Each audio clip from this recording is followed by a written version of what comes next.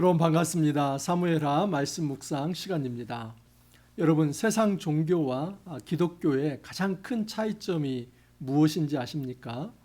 세상 종교는 밑에서 위를 향하는 종교입니다. 하늘을 쳐다보고 달을 쳐다보고 나무를 바라보며 이 자연과 그리고 사람과 모든 자기가 만들어낸 것들을 바라보면서 결국 하늘을 향해 비는 것이 바로 이 세상 종교의 기본적 특징입니다.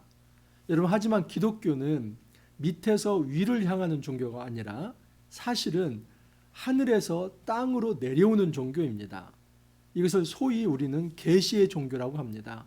하나님께서 자신의 모습이 어떤 모습인지, 또 하나님께서 가지고 있는 계획이 무엇인지, 하나님께서는 자신의 성품과 또 그의 뜻과 그의 구원 모든 계획들을 역사를 통해서 하나님께서는 보여주십니다. 여러분, 그것이 무엇입니까? 우리가 가지고 있는 66권의 성경입니다. 이 66권의 성경은 어떤 철학책이 아닙니다. 어떤 사상서 정도가 아닙니다. 수천 년에 걸친 이 긴 지난한 역사를 통해서 하나님 자신이 어떤 분이신지, 또 하나님께서 어떻게 이 세상을 구원하실지, 그 모든 계시가 바로 이 성경 안에 담겨 있습니다. 그렇기 때문에 기독교의 가장 큰 특징은 위에서 아래로 내려오는 종교입니다. 여러분, 우리가 함부로 하나님을 밑에서 조각해서 만들어 가지고 그것을 이제 우리가 섬기는 하나님이라고 말을 한다면 소위 그것을 하나님께서는 우상숭배라고 말씀을 합니다. 여러분, 우상숭배는 하나님께서 가장 가증히 여기시는 겁니다. 그렇기 때문에 우리가 기독교 신앙을 가졌다면 단지 밑에서 위를 향하는 그런 자세가 아니라 하늘에서 밑으로 내려오는 하나님의 은혜를 먼저 체험하고 그 은혜에 반응하면서 주 앞에 감사와 찬양을 올리고 또 하나님 앞에 그 말씀에 따라서 기도하는 자세, 그리고 말씀과 기도를 통해 행동하는 그 용기, 이 모든 것이 바로 신앙입니다. 여러분, 순서가 뒤바뀌면 안 됩니다.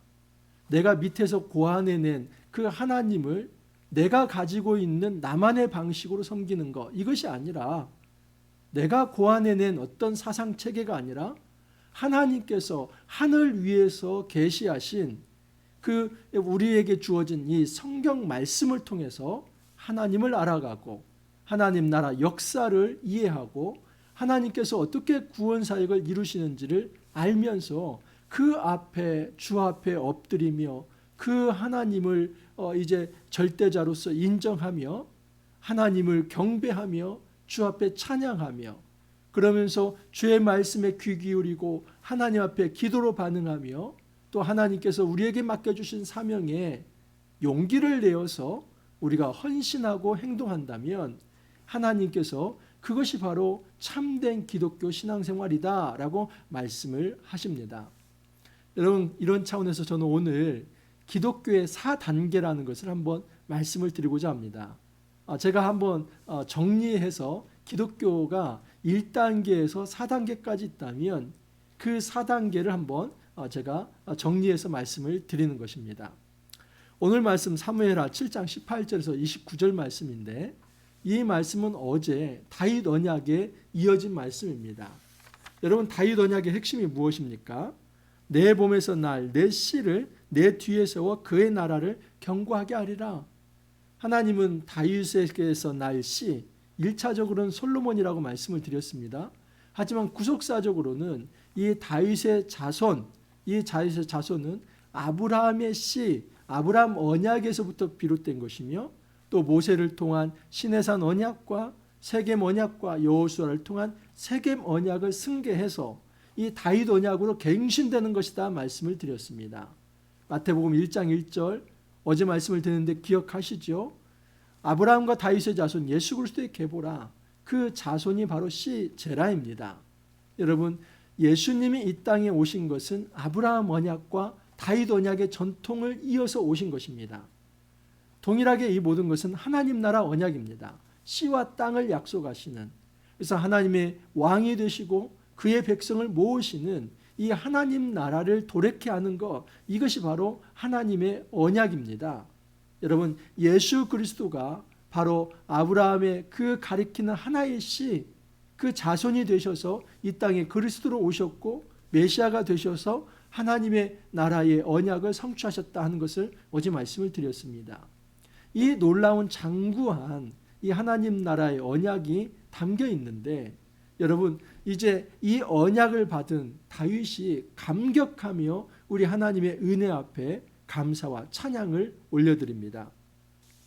18절에서 21절을 한번 보시면 다윗 왕이 여호와 앞에 들어가 앉아서 이르되 주 여호와여 나는 누구이오며 내 집은 무엇이기에 나를 여기까지 이르게 하셨나이까. 주 여호와여 주께서 이것을 오히려 적게 여기시고 또 종의 집에 있을 먼 장래 일까지도 말씀하셨나이다. 주 여호와여 이것이 사람의 법이니이다. 주 여호와는 주의 종을 아시오니 다윗이 다시 주께 무슨 말씀을 하오리이까. 주의 말씀으로 말미암아 주의 뜻대로 이 모든 큰 일을 행하사 주의 종에게 알게 하셨나이다. 다윗 왕이 여호와 앞에 들어가 앉았다고 합니다. 여호와 앞이라고 하는 것은 성막으로 들어간 것입니다. 다윗은 레위지파 사람도 아니고 제사장도 아닌데 어떻게 성막에 들어갈 수 있습니까? 여러분, 다윗은 왕이지만 매우 특수한 왕입니다. 마치 모세가, 여러분, 제사장은 아니었지만 제사장 이전에 제사장적 중보의 역할을 모세가 담당했듯이, 이제 이 완전한 성전이 건축되기 전에 이 성막 상태에 있을 때 다윗은 분명 왕으로 부름받았지만 하나님을 만날 수 있는 특권이 그에게 주어졌습니다. 그래서 여러분, 다윗이 언약궤가 들어올 때 그가 입었던 옷이 무엇입니까? 이 배 에봇이라고 하지 않았습니까? 또한 다윗이 번제와 화목제를 하나님 앞에 올려드립니다. 이 모든 것은 제사장이 해야 할 일들인데 다윗은 왕이지만 이 제사장적 중보의 역할을 지금 감당하고 있다는 것, 굉장히 특수한 일이죠. 그래서 이 다윗은 이처럼 왕이지만 제사장적 어떤 역할을 가지고 바로 이 성막 앞에 들어간 것입니다. 그리고 하나님 앞에 엎드린 것입니다. 그러면서 주 여호와여 나는 누구이오며 내 집은 무엇이기에 나를 여기까지 이르게 하셨나이까. 이것이 바로 다윗이 하나님의 은혜에 반응하는 자세입니다. 주님, 이런 겁니다. 저와 같이 벌레만도 못한 이런 미천한 자를 왕으로 세우시고 이 왕위를 여기까지 이르게 하신 거, 정말 제가 무엇이 가운데 저에게 이런 은혜를 베푸십니까? 여러분, 이 말씀은 너무너무 공감이 됩니다. 비록 제가 이 작은 교회를 개척하고 담임 목사가 되었고 또 올해는 제가 유임 목사가 되었습니다. 여러분, 이것을 세상 사람들은 하찮게 여길지 모릅니다. 그 작은 교회에 유임 목사 되는 것이 뭐 그렇게 대단한가? 저는 이것이 바로 저의 우주입니다. 저의 이 작은 개척교회지만 하나님이 저에게 주신 우주와 같은 이 사역의 터전입니다. 이것이 저에게는 너무나 감격스러운 일이고, 도대체 저와 같이 연약한 자, 또 저와 같이 부족한 자를 어떻게 하나님께서 목사로 세우시고 이처럼 목양할 수 있는 기회를 주시는가. 솔직히 제가 그렇게 생각을 하고 있습니다. 그래서 다윗의 이 말이 100% 공감이 됩니다. 주님, 제가 무엇이 가운데 여기까지 이르게 하셨습니까? 이런 은혜를 베푸십니까? 근데 다윗은 정말 여기서 그치는 것이 아니라 여기까지 베푸신 것도 좋은데 어떻게 저에게 더 큰 미래의 장래 일을 말씀하십니까? 주 여호와여 주께서 이것을 오히려 작게 여기시고, 다시 말해서 여기까지 이르게 하신 것은 오히려 작은 일입니다. 또 종의 집에 있을 먼 장래 일까지도 말씀하셨나이다. 어제 말씀이죠. 다윗 언약을 통해서 너의 씨를 통해서 이제 그 왕위가 영원히 이어지게 할 것이다 하는 그 장래에 하나님 나라 언약을 주시지 않았습니까? 다윗은 이것이 너무나 감격스러운 것입니다. 지금까지 인도하신 것도 감사한데 앞으로 보호하시고 보장하실 것이다. 그 나라를 하나님께서 보증하시고 보장할 것이다. 이것이 너무나 큰 감격으로 다가온 것입니다. 그래서 이렇게 고백합니다. 주 여호와여 이것이 사람의 법이니이다. 좀 어렵지요. 제가 좀 의역을 해드리면 토라, 즉 이것은 이제 인류를 위한 하나님의 법입니다. 이런 의미입니다. 그래서 주 여호와여 이것이 사람의 법이니이다. 이 말은 토라, 이 율법은 바로 이 자체는 인류를 위한 하나님의 법입니다. 지금 하나님께서 말씀을 통해서 저를 언약의 왕으로 세우시고 그리고 이제 다윗 왕국이 영원히 이어지게 하리라 하는 이 모든 것은 하나님께서 인류를 베푼 위대한 바로 은혜입니다. 그것을 고백하고 있는 것입니다. 주 여호와는 주의 종을 아시오니 다윗이 다시 주께 무슨 말씀을 하오리까? 하나님께서 나를 아셨다는 것을 고백합니다. 그러면서 주의 말씀으로 말미암아 주의 뜻대로 이 모든 큰 일을 행하사 주의 종에게 알게 하셨나이다. 이게 얼마나 큰 은혜입니까? 하나님께서 나를 아셨고 나에게 하나님 나라 역사를 가르쳐 주신다는 겁니다. 나아갈 길까지도 알려주신다는 겁니다. 하나님 나의 본질을 아시고 나의 존재를 아시고 나를 기억하시며 나에게 하나님 나라 역사를 가르쳐 주신다는 것, 이것이 놀라운 은혜입니다. 여러분, 이 1단계, 신앙의 1단계는 무엇이냐면 하나님의 은혜를 제대로 체험하는 것입니다. 하나님께서 나에게 주신 이 은혜가 얼마나 큰가, 그 은혜를 체험할 때 인간의 반응은 뭐냐면 겸손함입니다.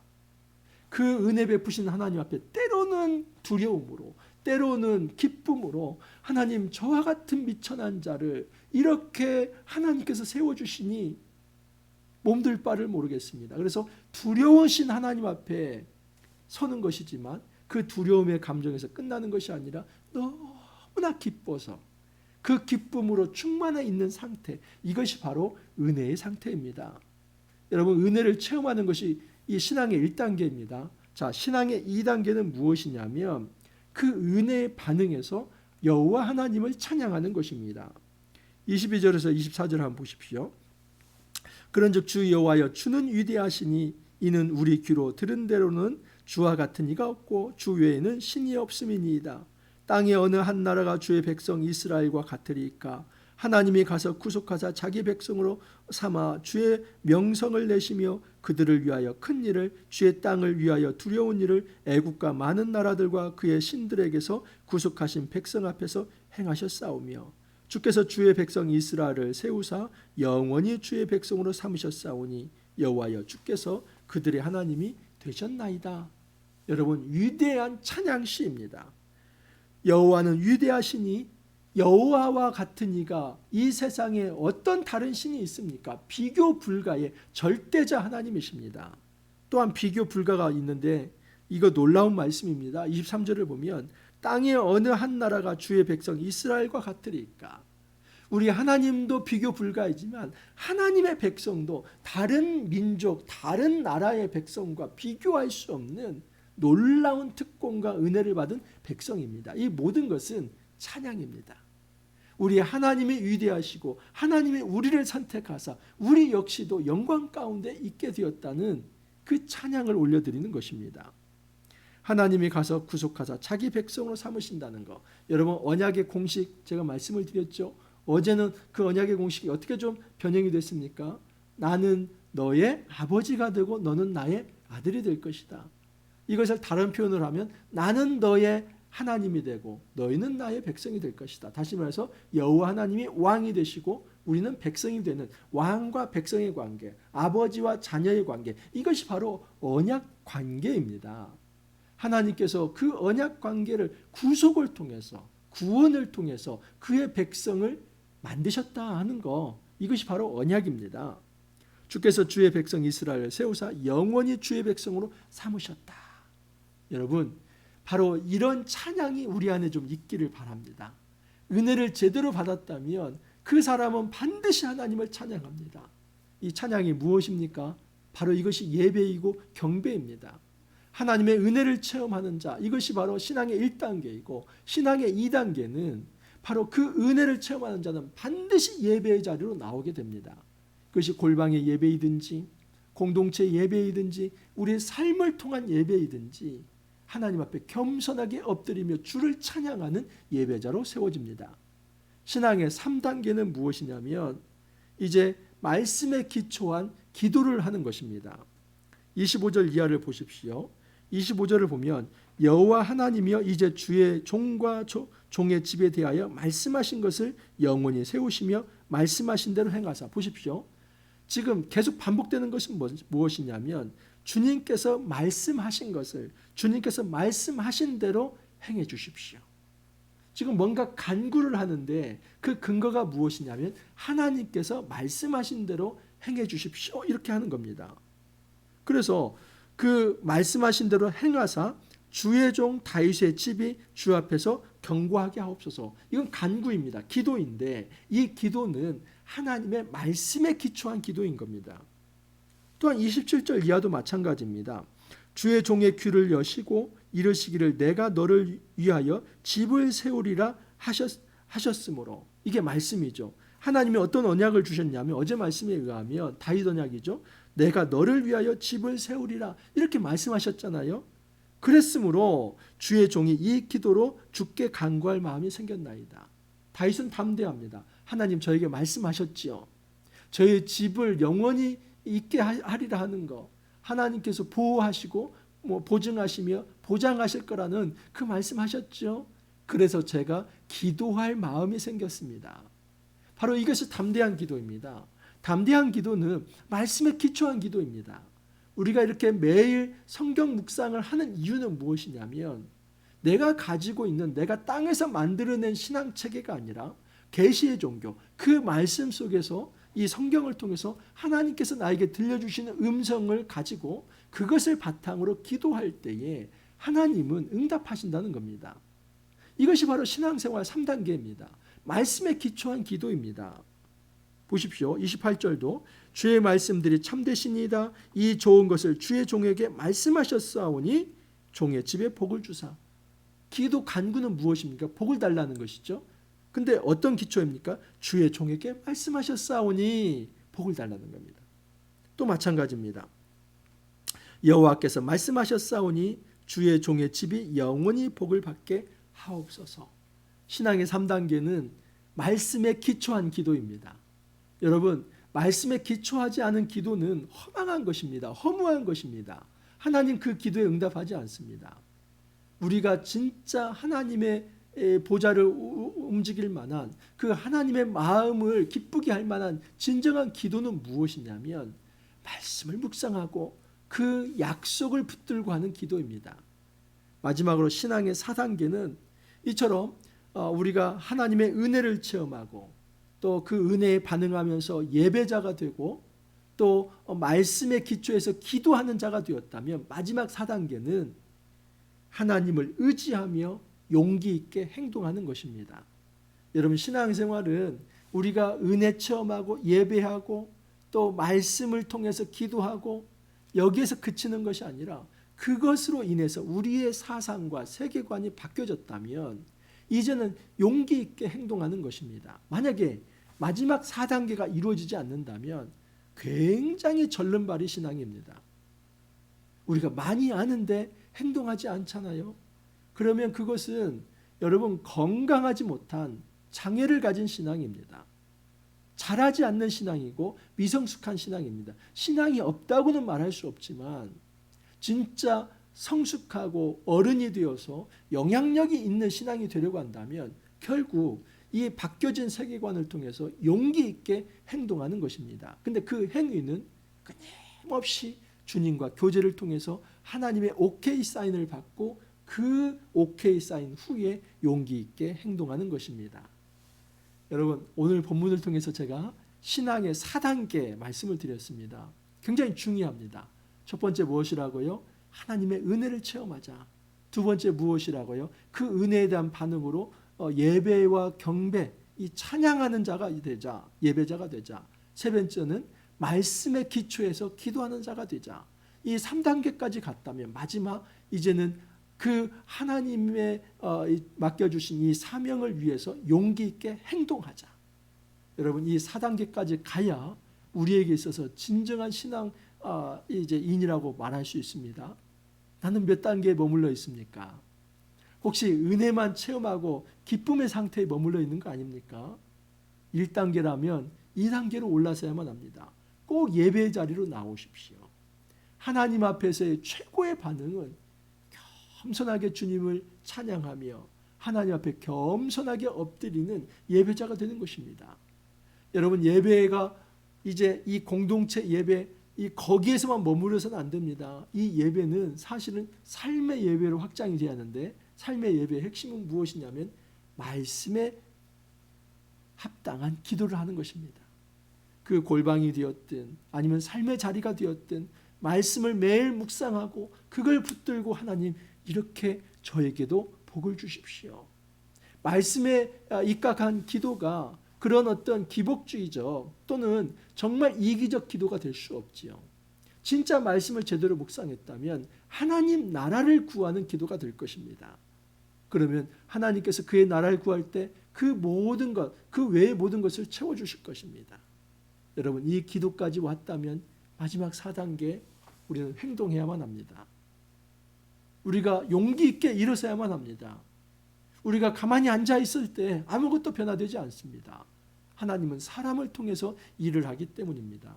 우리가 이 신앙의 4단계 잘 기억해서 성숙한 신앙인으로 세워지길 바라고, 또 우리의 이 성숙한 신앙을 통해서 우리의 공동체와 이 땅 사회가 온전히 아름답게 변화되어 갈 수 있기를 간절히 소망합니다. 이렇게 기도합니다. 주님, 감사합니다. 다윗 언약을 받고 하나님 앞에 4단계로 엎드리는 모습을 보게 되었습니다. 은혜를 체험하고 주 앞에 경배자가 되며 또 말씀에 입각해서 기도하고, 그리고 이제는 용기 있게 행동하는 다윗의 모습을 보게 되었습니다. 우리 역시도 은혜를 체험하는 데서 머물지 않게 하여 주시고, 은혜를 받았다면 경배자로 나오게 하여 주시고, 또 이 경배가 공동체 예배에서 끝나는 것이 아니라 모든 골방과 삶의 예배로 이어져서 매일 말씀을 묵상하고 그 묵상한 말씀을 붙들고 기도하는 자가 되게 하여 주시며, 주님, 우리가 궁극적으로는 하나님께서 우리에게 바꿔주신 우리의 세계관을 바꿔주신 대로 그 건강한 기독교적 세계관을 가지고 이 땅에서 용기 있게 행동하며 살아갈 수 있게 하여 주옵소서. 이 귀한 신앙생활 주님 오시는 그날까지 끝까지 이루어갈 수 있도록 주님 힘과 용기와 그리고 지혜를 허락하여 주옵소서. 주님 감사하옵고 예수님 이름으로 기도하옵나이다. 아멘. 여러분 반갑습니다. 이제 한 주가 또 이렇게 지나갔습니다. 우리 사무엘하 말씀 하루하루 이렇게 묵상하는 것이 너무나 귀합니다. 여러분 주말 잘 보내시고 또 월요일 날 기쁨으로 다시 뵙도록 하겠습니다. 감사합니다.